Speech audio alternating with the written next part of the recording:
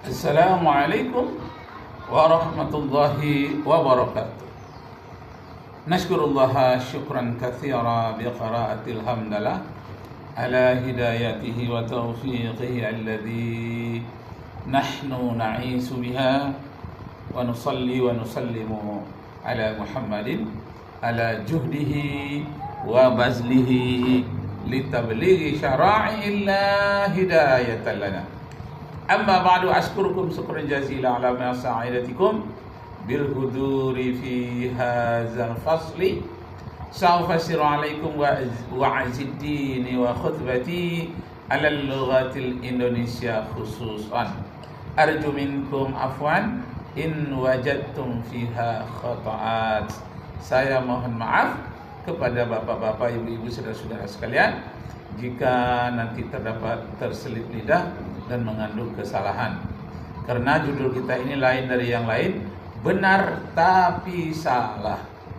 Bismillahirrahmanirrahim. Qala Allah Ta'ala fil Qur'anil Karim, Ar-Rahmanu 'alal 'arsy istawa. Ar-Rahman itu Allah Ar-Rahman bersemayam di atas aras. Itu terjemahannya benar tapi salah. Jadi banyak rupanya di dunia ini yang benar tapi salah. Itu nomor satu. Yang kedua, kalau sholat tarawih berjamaah itu adalah ikut Umar bin Khattab. Kalau tarawihnya tidak berjamaah ikut Rasulullah. Pertanyaannya, ikut Umar bin Khattab atau ikut Rasulullah? Pertanyaannya benar, seakan-akan benar, tapi itu adalah salah. Kenapa? Karena Rasulullah itu mengajarkan pada sahabatnya dan menyuruh ikut sunnah sahabatnya, sunnah Khulafah Ar-Rasyidin. Jadi ada perintah dari Rasulullah, ikutilah sunnahku wa sunnatul khulafa'ir rasyidin, alaikum bisunnati. Ala itu artinya berkewajiban, berkewajiban bagimu untuk mengikuti sunnahku dan sunnah khulafa'ir rasyidin. Itulah Abu Bakar, Umar, Utsman, Ali. Kemudian yang ketiga, ikut Syafi'i atau ikut Nabi. Kalau ikut Syafi'i berkunut, kalau ikut Nabi Muhammad, ikut Nabi tidak berkunut. Ikut Nabi atau ikut Syafi'i? Sepertinya pernyataannya benar, tapi pertanyaannya itu adalah salah. Yang benarnya Imam Syafi'i, Imam Hambali, Imam Maliki, seluruh imam-imam itu adalah mengikut Rasulullah dan para sahabatnya dengan secara teliti, dengan secara ikhtiyat. Sedangkan orang yang asal ikut saja, apalagi tanpa mazhab, itu asal ikut saja tanpa diteliti. Jadi orang yang mengikut mazhab Hanafi mengikuti hasil penelitian Imam Hanafi, mengikuti hasil penelitian Maliki. Yang diteliti apa? Al-Quran dan Sunnah yang sudah diteliti. Penelitian itu namanya ikhtiyar. Tak pernah dia menyebut ini mazhab Syafi'i, mazhab Hambali, tidak. Cuma orang yang mengikuti hasil penelitian dan penerapan dari orang-orang yang hebat, yang hafal Quran, yang hafal ribuan hadis, karena dia terpercaya, orang banyak mengikut dia. Maka orang yang banyak mengikut sesuai dengan fatwa Imam Syafi'i dinamakan mazhab Syafi'i. Padahal Imam Syafi'i sendiri tidak mengatakan ikut mazhabku, tidak. Cuma orang mengikuti mana yang lebih ikhtiyar, mana yang lebih tinggi kehati-hatiannya, apalagi yang menyangkut soal ibadah. Nah, kembali kita pertanyaan yang benar, pertanyaan yang seakan-akan benar tapi salah. apa pertanyaannya? Allah punya tangan, Allah punya kaki. Itu dalam Al-Quran memang ada, yadullah fauqa aidihim, tangan Allah di atas tangan mereka. Jadi tangan Allah itu besar, tak serupa dengan tangan kita, lebih canggih. Itu salah, karena Allah tak punya tangan, disebutkan punya tangan tapi besar. Nah, untuk mengetahui hal-hal yang kelihatan benar tapi salah, karena itu kita memerlukan penelitian yang dalam dari para ulama, dan buku-bukunya banyak sekali tentang itu. Nah, mari kita dengarkan. Ini ada buku dari teman. Warijlun kamalil iman. Apabila seseorang hamba berkata Allah itu punya tangan dan kaki sebagaimana tangan dan kaki pada makhluk, bahwa kafirun mal'unun, dia dihukumi kafir dan terlaknat. Wa iqala jismun la ka'ala jisam, bahwa mubtadi. Namun jika dia berkata Allah itu jisim, Allah itu punya tangan, tapi tangan Allah beda dengan makhluk, bahwa mubtadi, maka dianggap dia dicap sebagai ahlul bid'ah dan sebagai fasik, ya. Iya. Benar tapi salah. Ini ada beberapa, Nyai, tapi saya rasa cukup satu saya, ya. Di sini ada dalam kitab Bahrul Raik karya Ibnu J, Barikatul Mahmudiyah karya Syekh Khadimi. Bisa ya? Coba ditarik yang dari Majmu' Fatwanya Ibnu Taimiyah itu, ya. Iya. Oh, taib. Yang dari Hanabilah, ya. Ibnu Taimiyah. Iya, Hanabilah.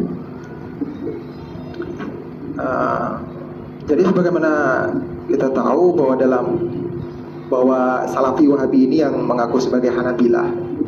Sedangkan reaksi Hanabilah sendiri terhadap orang-orang yang mengatakan tajsim dan mujassimah itu, ini banyak rincian. Di sini disebutkan barang siapa yang berkata apapun, baik berkata Allah itu punya jisim, baik sama dengan makhluk atau tidak sama dengan makhluk, jika yang berkata itu para mujtahidin, gitu. Adapun para pembesar ulama, maka dia dihukumi kafir. Masya Allah. Jadi orang yang mengatakan Allah punya tangan itu kafir. Nah, bagaimana caranya supaya kita tidak kafir, tidak mengatakan Allah itu punya tangan? Caranya adalah dengan takwil. Samalah dengan orang anak-anak sanawiyah, MDA pulang ke rumah orang tuanya, ibu atau ma, saya tadi di sekolah dapat info dari bu guru, apa nak, itu sorga katanya di bawah telapak kaki ibu. Biarlah aku tengok apa di bawah telapak kaki mak tu. Dia tengoklah di bawah telapak kaki mak ibunya. Ternyata di bawah telapak kaki ibunya itu sendal jepit. Ada tengoknya lagi di bawah sendal jepit itu tak ada apa-apa. Nah, jadi kalau gitu salahkah pernyataan hadis tadi, surga di bawah telapak kaki ibu? Kenyataannya tidak ada. Pernyataan itu benar. Hadis yang mengatakan al-jannatu tahta aqdamil ummahat, surga di bawah telapak kaki ibu, itu benar. Yang tidak benar otaknya anak itu tadi, atau otak guru yang menyampaikan kepada dia secara harfiah, tekstual. Padahal itu adalah majazi, bukan hakiki. Yang disebut dengan surga di bawah telapak kaki ibu itu lambang dari telapak kaki ibu itu kita merendahkan diri kepada ibu, karena kaki adalah yang paling rendah. Jadi kalau kita selalu merendahkan diri kepada ibu dalam artian patuh kepada ibu, kita insya Allah masuk surga. Bukan betul-betul kita harus melihat di bawah telapak kaki itu ada apa. Mak, coba aku lihat telapak kaki mak, ada surga tak di sini? Ternyata tidak ada apa-apa. Tetapi kenapa dia bertanya seperti itu? Karena gurunya mengucapkan ucapan yang benar tapi salah. Yang salah itu apa? Keterangannya, takwilnya, sindiran atau majaznya tak disampaikan.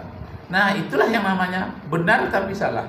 Pernyataan surga di bawah telapak kaki ibu itu benar, tapi pengertiannya yang salah. Itulah kebanyakan orang-orang yang tidak bermazhab itu ucapannya benar, kullu bid'atin dhalalah, benar, tapi pengertiannya yang salah. Kenapa? Karena bid'ah itu terbagi kepada 5 macam. Yang kullu bid'atin dhalalah itu hanya bid'ah yang haram, padahal ada ibadah yang sunnah, ada ibadah bid'ah yang wajib, ada bid'ah yang makruh, ada bid'ah yang mubah. Jadi keterangannya yang salah. Benar ucapannya tapi salah pengertiannya. Itu namanya benar tapi salah. Masya Allah. Gitu. Nah ini sebentar. Masya Allah. Dengarkan. Dokter, mengapa saya semakin sulit Ini melihat ada detail yang lewat kecil? ini. Sepertinya penglihatan saya Kedokteran. menjadi kurang tajam. Nah, kita dengarkan. Masya Allah. Waalaikumsalam Bison. Silakan Bison. Waalaikumsalam warahmatullahi wabarakatuh. Nanti kita cerahkan untuk Bison tentang mujasimah ini ya. Diharap nanti kalau Bison ngomong jangan dikeroyok ya. Monggo Bison. Mujasimah itu artinya materialisme, materi benda. Jadi dari aliran filsafat barat mengatakan everything is matter. Segala sesuatu itu adalah benda. Nothing without matter. Tidak ada sesuatu itu yang bukan benda. Jadi kalau dia bukan di atas, bukan di bawah, bukan di kiri, bukan di kanan, bukan di luar, bukan di dalam, berarti benda itu tidak ada. Ya benda memang, tapi ini bukan benda. Allah bukan benda. Laisa kamislihi syai'un. Tidak ada yang serupa dengan Allah satu benda apapun.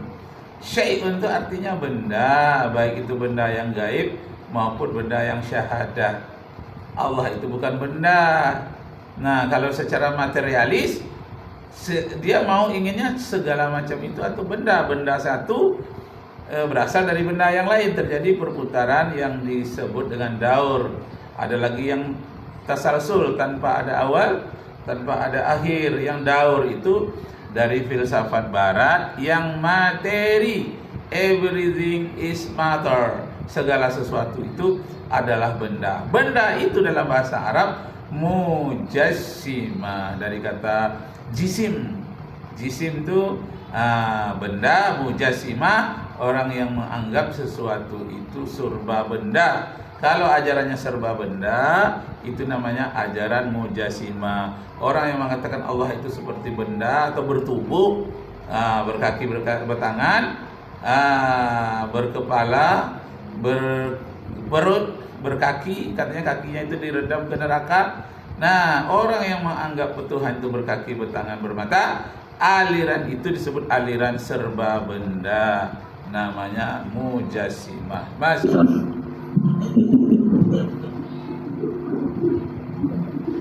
Lanjut ya. Iya. Kemudian yang kedua, jika yang mengatakan tersebut Allah punya jisim, tapi jisim Allah beda dengan makhluk, atau mengatakan Allah punya jisim dan jisimnya sama seperti makhluk, jika yang mengatakan ini orang awam ataupun orang-orang yang bertaklid kepada mujtahid, seperti orang-orang awam jamaahnya Salafi Wahabi, maka mereka tidak dihukumi kafir. Kemudian ada pendapat yang ketiga, dari kalangan Hanabilah, yang menghukumi secara kafir langsung gitu. Mau dia mujtahid atau orang awam kah, segala apapun, kalau dia sudah mengatakan jisim, Allah itu punya jisim, meskipun jisimnya tidak sama dengan makhluk, maka dia harus dihukumi sebagai kafir. Nah, kafir dah. Orang yang mengatakan Allah itu punya tangan, punya kaki, itu adalah kafir menurut imam 4 mazhab. Masya Allah. Allahu Akbar, Allahu Akbar. Arju minkum afwan in wajadtum fiha khata'as. Wabillahi taufiq wal hidayah. Wassalamu alaikum warahmatullahi wabarakatuh.